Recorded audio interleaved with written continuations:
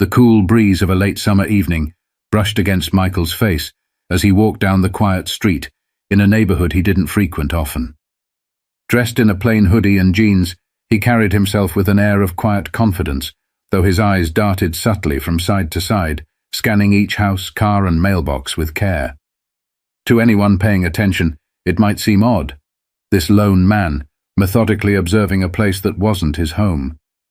And someone was indeed watching.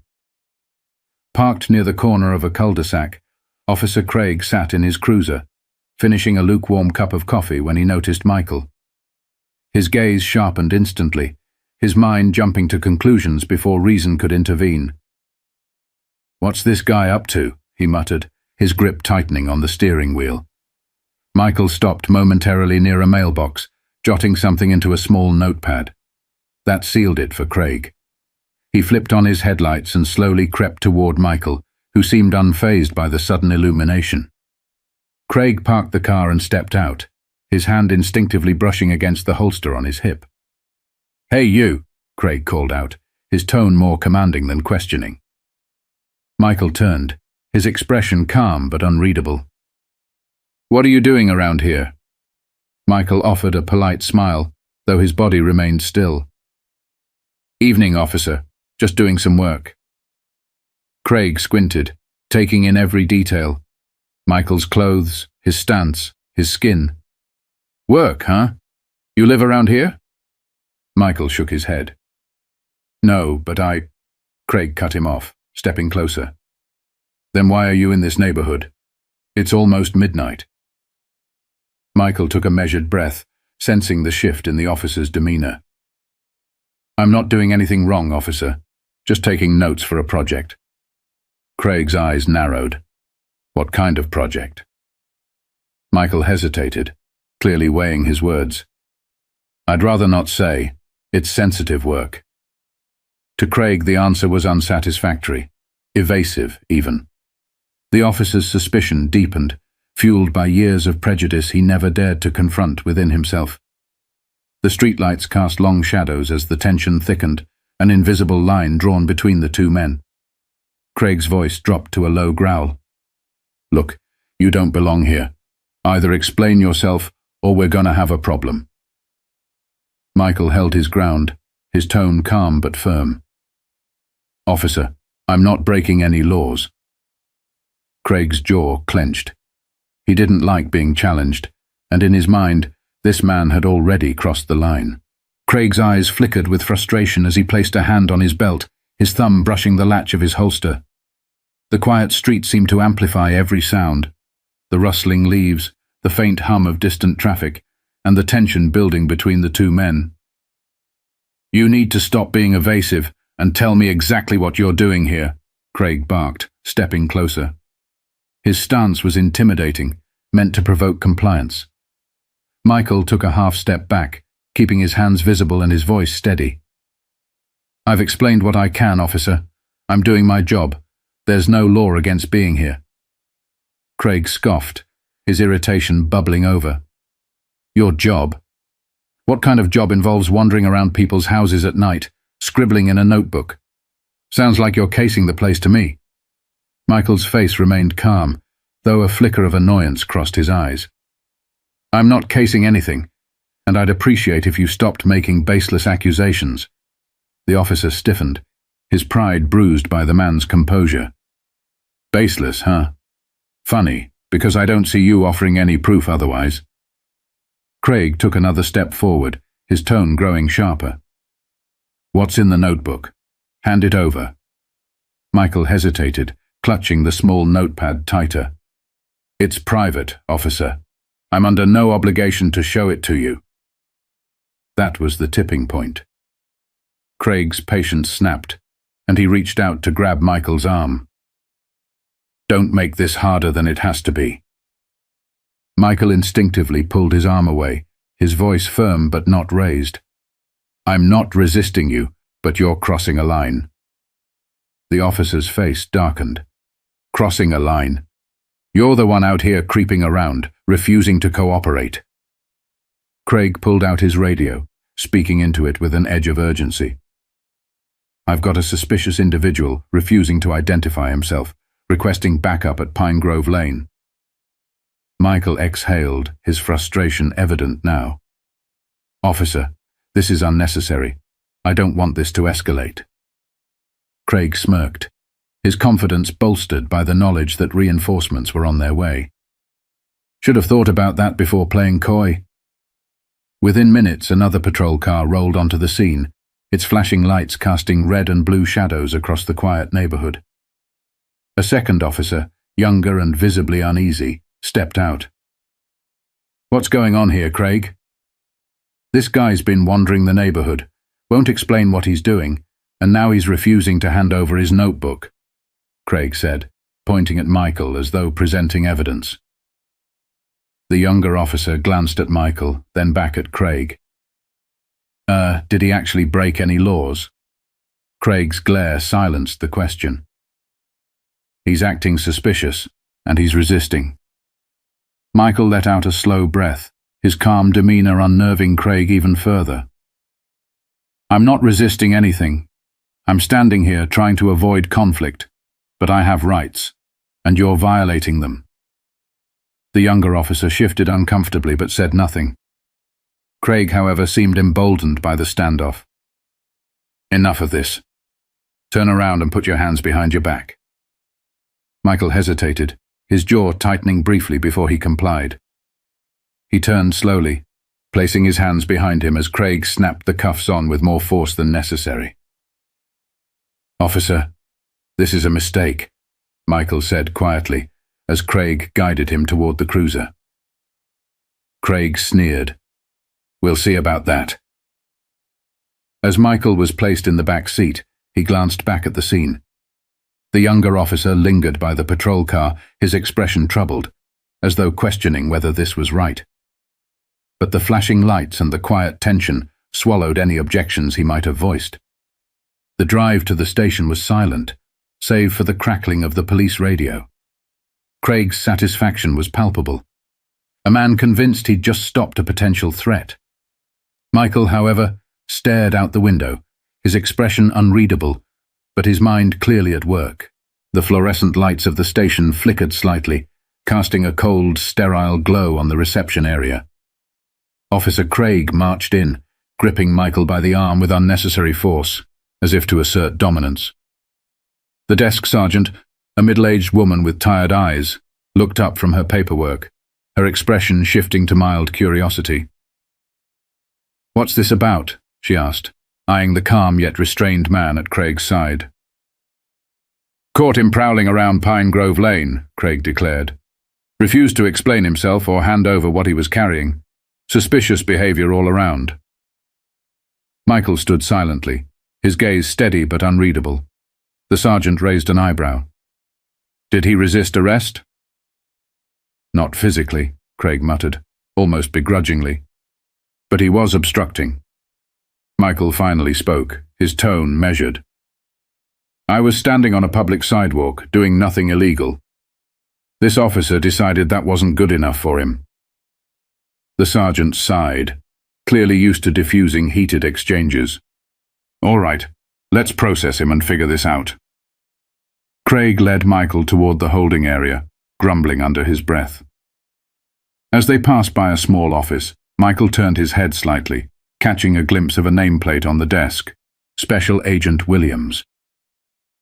His lips curved into a faint smile, unnoticed by Craig. After the paperwork was completed, Michael was placed in a holding cell.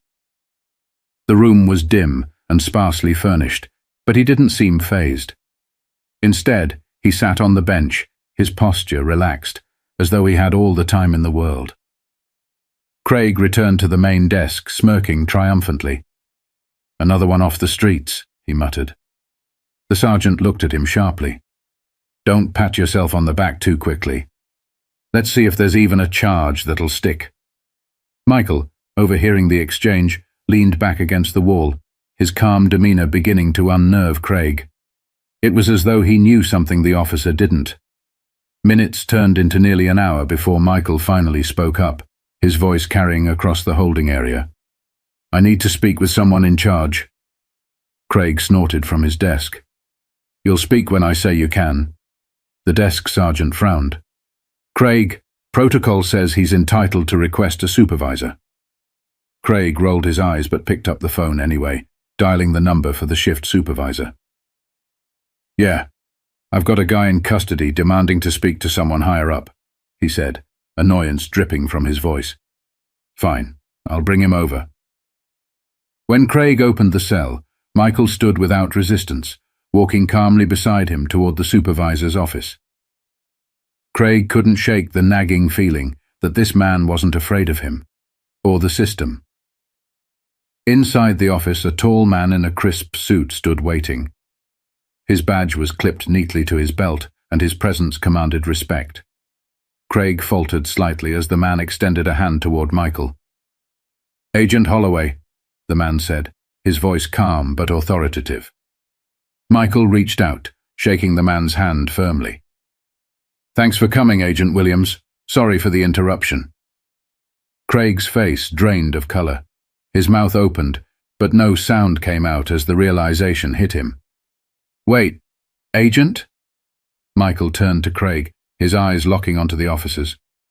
"That's right, FBI. I've been working an undercover operation in this area for weeks."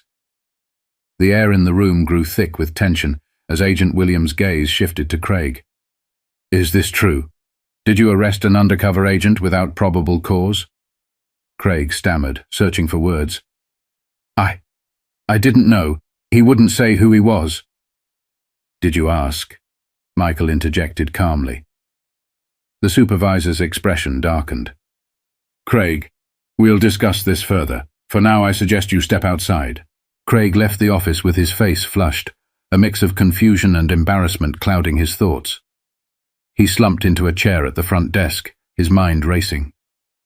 In all his years on the force, he'd never felt the ground beneath him shift so suddenly. The man he'd cuffed and hauled into the station with self-righteous confidence was an FBI agent, a detail he hadn't even bothered to check. Meanwhile, inside the supervisor's office, Agent Williams gestured for Michael to sit.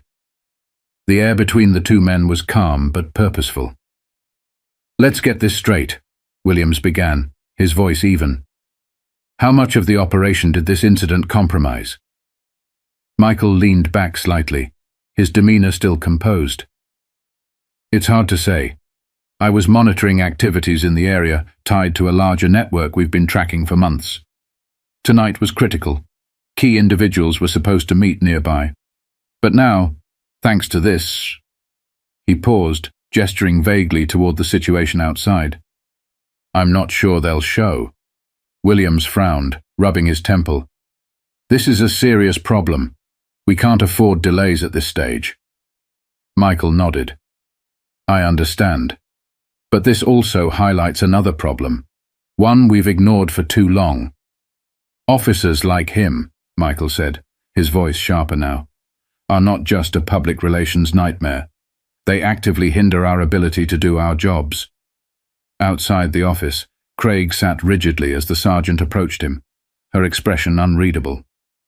"You've really done it this time," she said, her tone low. Craig looked up, defensive. "How was I supposed to know who he was? He wasn't cooperating." The sergeant folded her arms. "You didn't bother to ask. That's the issue. You jumped to conclusions, and now it's biting you in the ass."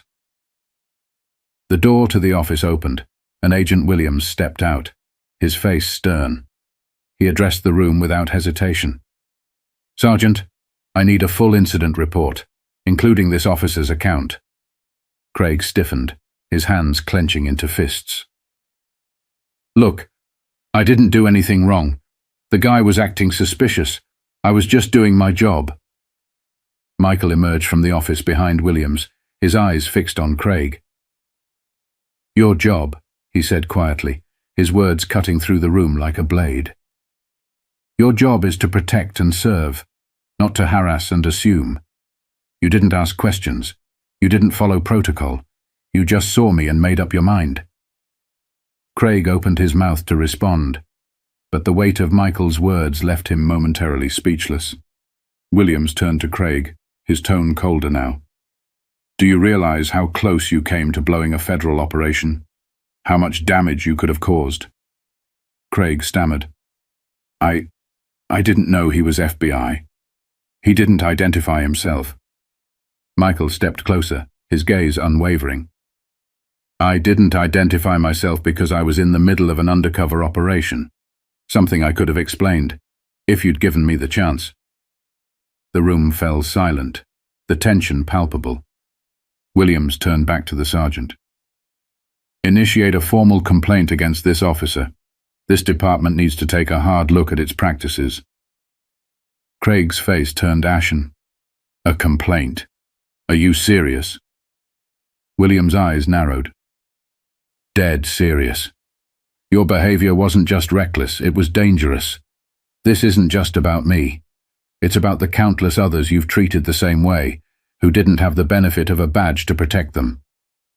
Craig slumped in his chair, his bravado completely deflated. Michael's voice softened slightly, but his words still carried weight.